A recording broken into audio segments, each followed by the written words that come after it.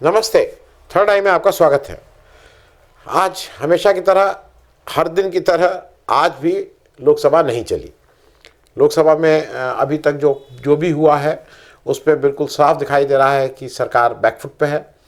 और सरकार की तरफ बैकफुट पे होना तो अपनी एक बात है। किसी भी 5 साल का अगर दौर होता है तो उसमें अच्छे दिन बुरे दिन सब आते हैं। लेकिन जिस तरह से मोदी जी और शाह गायब हैं और बार बार ललकारने के बाद भी नहीं आ रहे हैं, ये कुछ मतलब मेरी याद में इस तरह की स्थिति पहले नहीं हुई है। क्या सही में डर रहे हैं या कुछ षड्यंत्र कर रहे हैं या कोई स्कीमिंग? क्योंकि ये लोग बिना कुछ उसको किए रह ही नहीं सकते हैं। सरकार की अभी तक की उपलब्धि, जिसको सरकार बहुत हल्ला मचा रही है, वो 2 बिल पास कर रहे हैं जो मेजर बिल, जिसको लेके ज़्यादा हल्ला है। एक है prevention of insults to national honour amendment bill, इस पे बात करेंगे। दूसरे की बात बहुत हो रही है public examination prevention of unfair means amendment bill 2026। ये बिल राज्यसभा में पास हुआ, प्रिवेंशन ऑफ इंसल्ट्स, एंड वो कल लोकसभा में पास हुआ। दोनों अब हाउस से पास हो गए हैं और ये कानून बन गए हैं। लेकिन जो सरकार की नीयत, सरकार का मन में इच्छा, सरकार की जो चाह है, वो तो डिलिमिटेशन बिल है, जो 131वें कॉन्स्टिट्यूशन अमेंडमेंट के तौर पे अभी तो आएगा कि नहीं आएगा ये बहुत पशुपेश में मामला है। लेकिन असली नीयत यह है कि उसको कैसे पास कराया जाए। इन बिल से क्या होने वाला है, जरा ये भी थोड़ा एग्जामिन कर लिया जाए। डिलिमिटेशन की भी बात कर लें। डिलिमिटेशन सरकार इसलिए कराना चाह रही है, उसके 3-4 चीजें हैं। ये जो डिलिमिटेशन बिल 131वां अमेंडमेंट है, उसमें 3 कानून को एक में मिलाया जा रहा है। पहला, एक्सपेंशन ऑफ लोकसभा। लोकसभा की जो 543 हैं, या जो इस समय सैंक्शन शायद 550 या 555, उसको 850 पे ले जाना। दूसरा, जो डिलिमिटेशन है, वो डिलिमिटेशन जल्दी कराना 2011 के सेंसस के आधार, जनगणना के आधार पर।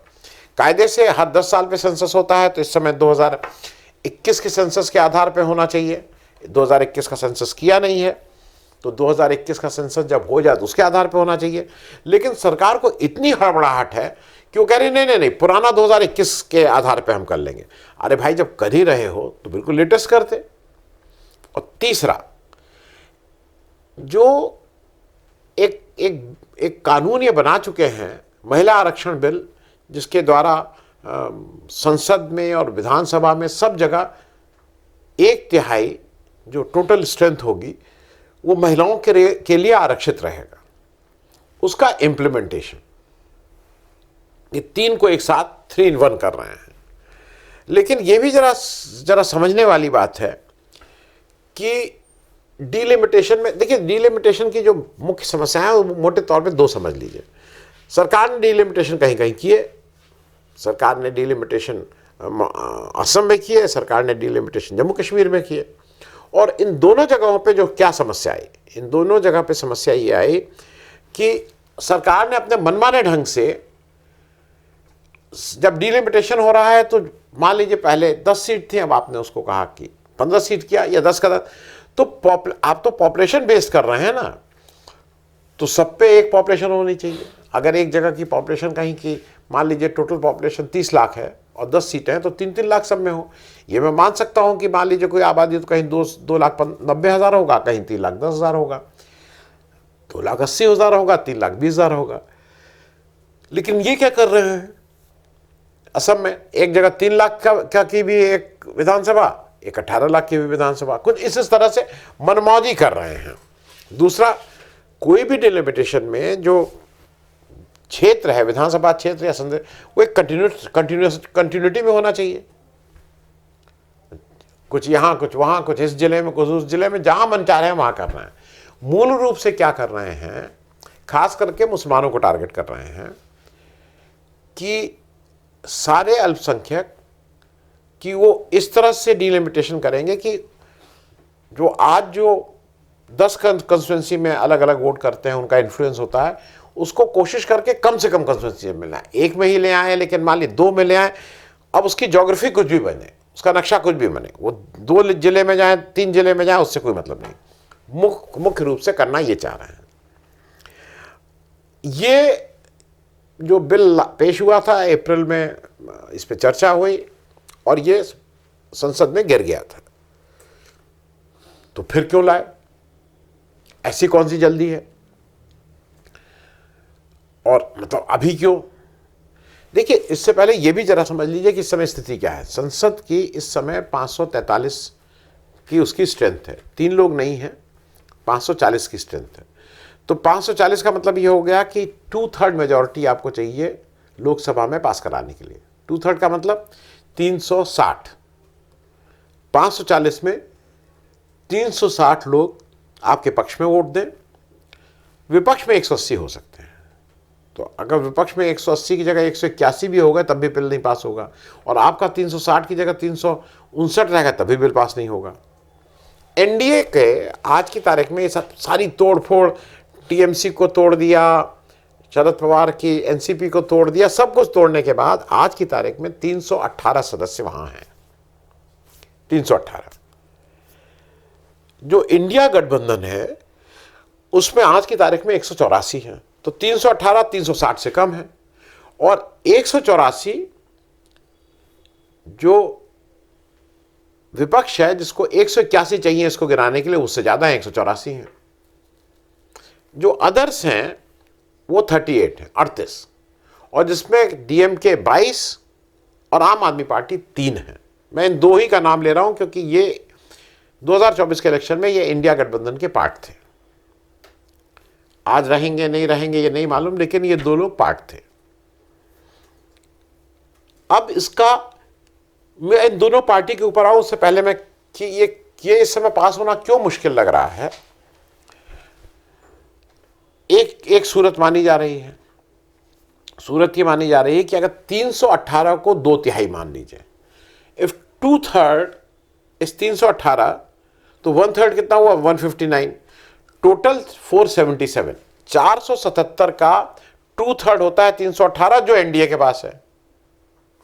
तो इसका मतलब आज 540 हैं, अगर ये संख्या घट के 477 हो जाए, मतलब 63 लोग वहां ना आए, तब एनडीए 477 में 318 करके अपना पास करा लेगा। 63 लोगों को एब्सेंट होना पड़ेगा। जैसी बातचीत हो रही थी कि शायद उसमें डीएमके एब्सेंट करने की बात कर रहा था, उस समय कुछ घुमा फिरा के एनसीपी क्या, हाँ तो एनसीपी टूट गई, लेकिन उस समय एनसीपी भी घुमा फिरा के जो भी बचे हुए लोग थे वो भी बात कर रहे थे कि अगर ये 50% इंक्रीज कर देते हैं तो हम इनके साथ वोट देंगे। लेकिन फिर भी 63 एब्सेंट नहीं हो रहे हैं। तो सबको ये उम्मीद थी कि जो 63 की जो बाकी गिनती है वो समाजवादी पार्टी को, क्योंकि और कोई पार्टी इतनी गिनती ला नहीं पाएगी, तो उसको तोड़ेंगे या उससे कहेंगे एब्सेंट कर दो, तोड़ेंगे नहीं। इस तरह की चर्चाएं थी। वो हो सकता है 2 4 5 कांग्रेस से भी कह दें कि एब्सेंट हो जाओ। लेकिन आज की तारीख में क्या हो रहा है? आज की तारीख में जब से जंतर मंतर में जेनजी का आंदोलन हुआ, सफल आंदोलन हुआ, सरकार को घुटनों पे आना पड़ा, धर्मेंद्र प्रधान का इस्तीफा हुआ, और इस्तीफा इसलिए हुआ क्योंकि ही इज अकाउंटेबल। ये माना गया कि उनकी जिम्मेदारी है और वो अपनी जिम्मेदारी से चूके हैं, इसलिए इस्तीफा हुआ। तो इन सब के बीच में आज की तारीख में उत्तर प्रदेश में चुनाव है 6 महीने बाद। समाजवादी पार्टी इस समय वहाँ उत्तर प्रदेश में संसद मतलब लोकसभा की अगर स्थिति देखें तो सबसे बड़ी पार्टी है 37, बीजेपी 33। ऐसा लग रहा है कि अगर समाजवादी पार्टी और कांग्रेस मिल के अच्छे से चुनाव लड़ेंगे तो वो वहाँ पे बीजेपी को हरा भी सकते हैं। लेकिन हर आदमी कहता है ज्ञानेंद्र कुमार, अरे वो एक ठीक है, इलेक्शन कमीशन एक है, लेकिन आज की तारीख में ग्राउंड में यह है कि इन लोग की अच्छी स्थिति है। तो ऐसे में समाजवादी पार्टी को टूट के, और अभी 2.5 साल और लोकसभा 37 को तोड़ना इतना आसान नहीं है। दूसरा जेनजी का जो इस समय वो जेनजी ने मैं हरदम कहता हूं धर्म की दीवार तोड़ी, जात की दीवार तोड़ी, उसने पार्टी की दीवार भी तोड़ दी। पार्टी की दीवार में क्यों बोल रहा हूं? धर्मेंद्र प्रधान की लड़की इनके पक्ष में दिखाई दी, अपराजिता सारंगी की लड़की जनजी के पक्ष में दिखाई दी, असम के जो मंत्री जी हैं उनकी लड़की, वो तो जब जब मोदी डरता है पुलिस के पीछे, ये सब वो बोलने लगी, वो इनके साथ दिखाई दी। तो इसने पार्टी को भी तोड़ दिया है जनजी ने। तो ये बीजेपी कंफर्टेबल होकर नहीं कह सकती है कि भाई ये हम सब, जनजी इस समय जो ये यंग बच्चे हैं उनसे जरा संभल के, क्योंकि जो टोटल वोटर हैं उसका 1/4 25% ये सब हैं 30 साल से कम वाले। तो इसलिए डीएमके को भी समझ में आ रहा है कि अगर कहीं बात नहीं होती, लेकिन अगर डीएमके ने कहीं इसको कंसिडर किया भी था तो ये this is not the right time. इस समय अगर वो संसद में आता और डीएमके उनके साथ खड़ी हुई दिखाई दी तो वो डीएमके के लिए घातक होगा। जैसे कल जब ये बिल पास हुआ पब्लिक एग्जामिनेशन वाला, तो उसमें वॉकआउट हुआ राज्यसभा में, इंडिया गठबंधन ने वॉकआउट किया, डीएमके ने वॉकआउट नहीं किया। लेकिन डीएमके ने अपनी पोजीशन वो करने के लिए 2 अमेंडमेंट डाले जो अप्रूव नहीं हुए। तो मेरा सिर्फ कहना यह है कि डीलिमिटेशन आज की तारीख में मेरे हिसाब से संभव नहीं है। अब जरा बात कर लें दोनों बिल की, उससे मिला क्या हमें। इन्होंने एक बिल बहुत उससे निकाला है, prevention of insult to national honour amendment bill. अब इसमें क्या किया है कि इसमें सिर्फ यह है कि वंदे मातरम जो 2 स्टेंजा का था उसको 6 स्टेंजा कर दिया है।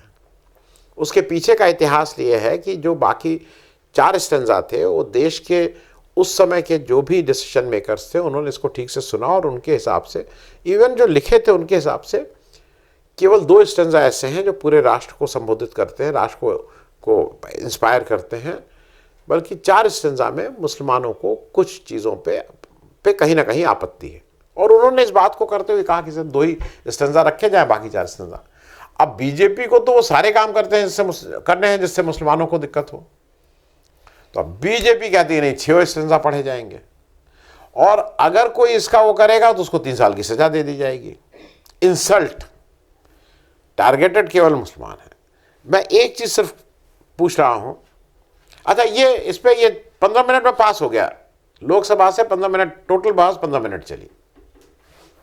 इस पे डीएमके की सांसद हैं कजीम मोनी जी, उन्होंने कुछ इसमें कहा, उन्होंने कहा फेडरल उसके अगेंस्ट है, ये बिल्कुल ठीक नहीं है, हम वंदे, लेकिन कौन सुनने वाला है। ये 15 मिनट के अंदर यहाँ से पास हो गया वंदे मातरम।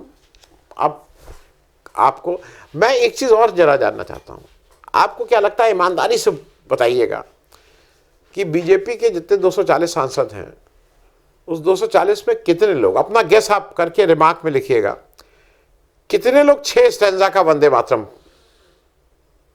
मुझे नहीं याद है 6 स्टेंजा, इसमें से 6 स्टेंजा कितने लोगों को याद है? 240 बीजेपी की, जो इसके बहुत लगे हैं कि देश की ऑनर और इत्यादि। तो ये केवल टाइम पास है, लोगों को भ्रमित करना है, इससे कोई ना नौकरी बढ़ने वाली है, ना नौकरी, ना पेपर लीक रुकने वाला है, ये केवल है। दूसरा बिल और इंटरेस्टिंग है, public examination prevention of unfair mean amendment bill 2026, ये राज्यसभा से पास हुआ और इसमें इंडिया गठबंधन ने वॉकआउट किया। इसमें मुख्य बात जो हो रहा था कि भाई ये क्या कर रहे हैं आप, 152 लीक हुए हैं पिछले 7-8 साल में, उस पर सरकार चुप है, कोई जवाब नहीं दे रही क्यों लीक हुए। क्या एनटीए को आपने ठीक किया? एनटीए में फिर वही है, आप जो लोग वहाँ पे इसके लिए जिम्मेदार हैं उनके ऊपर क्या कार्रवाई हुई? आप कह रहे हैं कि हमने उनका ट्रांसफ़र कर दिया, उनको हटा दिया। ट्रांसफ़र करना या हटाना कोई सजा तो है नहीं। अब यहाँ पे जवाब बात हो रही है कि अच्छा कर क्या रहे हैं कि पहले 3 साल की सजा थी, अब 10 साल कर दी, पहले 50 लाख जुर्माना था, अब 10 करोड़ कर दिया। इससे कोई मतलब नहीं है। जो बार बार कहा जा रहा है सीवियरिटी ऑफ पनिशमेंट से ज़्यादा continuity, certainty of punishment is more important, वो हो नहीं रहा है। किसी को कुछ नहीं होने वाला है, सबको पता है। जवाब में क्या कहा? अच्छा, ये सरकार क्या कह रही है कि साहब देखिए ऐसा है कि अब बात हो रही है पेपर लीक की। सरकार जवाब दे रही है कि जो मैनेजमेंट कोटा मेडिकल में होता था वो हमने साहब कम कर दिया, और वो तो अब लोगों को बिना मैनेजमेंट फीस दिए या कैपिटेशन फीस दिए एडमिशन हो जा रहा है। सरकार इस तरह की बातें कर रही है। दूसरा सरकार क्या कर रही है कि साहब एम्स में सीट बढ़ गए, हमने ऐसा काम किया कि एम्स में सीट बढ़ गई। अरे भाई, बात हो रही है पेपर लीक के, उसकी बात कर रहे हैं, कह रहे हो कि एम्स में सीट बढ़ गई, इसका कोई सिर पैर है? दो डिमांड विपक्ष की तरफ से थी, राहुल गांधी ने दो डिमांड रखी थी, विपक्ष की दो डिमांड थी कि एक तो कोर्ट मॉनिटर एक इंक्वायरी हो, ये नीट की जो लीक हुई है वो कह रहे हैं सुप्रीम कोर्ट के निगरानी में। एक ये डिमांड है, आपको इंक्वायरी क्यों नहीं करा रहे हैं आप, जो नीट के पेपर लीक हुआ कौन जिम्मेदार है? और दूसरा, शाह कहाँ है? क्योंकि शाह इज रिस्पॉन्सिबल, जो लाठीचार्ज हुआ दिल्ली में, जिनमें बच्चों के ऊपर लाठियां बरसाई गई, कील लगी हुई और तरह तरह के पैलेट गन चलाई गई, उस पे शाह चुप हैं। कौन जिम्मेदार है? ये शाह जी को आके बताना पड़ेगा। और जो सबसे बड़ी बात, इस बिल में कहीं ये नहीं कहा गया है कि हाउ टू प्रिवेंट लीक। ये लीक जो पेपर लीक है इसको रोका कैसे जाए, नहीं सजा ये होगी जब वो ठीक है, लेकिन रोका कैसे जाए इस पर कोई चर्चा नहीं है। तो ये भी सिर्फ देश को भ्रमित करने के लिए, छात्राओं को कंफ्यूज करने के लिए। हालांकि मैं सिर्फ इतनी राय दे दूं, ये जनरेशन, अगर आपको लगता है कि आपकी इस तरह की तिकड़म से कंफ्यूज होगी तो वो कंफ्यूज होने वाली नहीं है। उसको बिल्कुल स्पेसिफिक है, धर्मेंद्र प्रधान का इस्तीफा चाहिए तो चाहिए, अकाउंटेबिलिटी चाहिए तो चाहिए, माफ़ी चाहिए तो चाहिए। आप इसको कितने दिन तक बच पाएंगे मुझे नहीं लगता है। और लोकसभा आप 13 अगस्त तक है, 5-10 दिन और चलनी है। आप उसको इसी तरह की चीज़ों में आप भी इंटरेस्टेड नहीं है, आपको लग ही नहीं रहा है कि इसमें कुछ होना चाहिए। आप अपना बिल पास करा लेते हैं, चाहे कांग्रेस सरकार, चाहे विपक्ष के लोग हों चाहे ना हो। लेकिन अभी तक जो आप बहुत हल्ला मचा रहे हैं प्रिवेंशन ऑफ वो, आपने ये नहीं बताया कि आप कैसे रोकेंगे और किसको किसको आपने सजा दी। क्योंकि 2024 में ये कानून लेके आप आए थे, उसमें किसको सजा हुई अभी तक, आप उसमें बिल्कुल साइलेंट हैं। थैंक यू सो मच, धन्यवाद।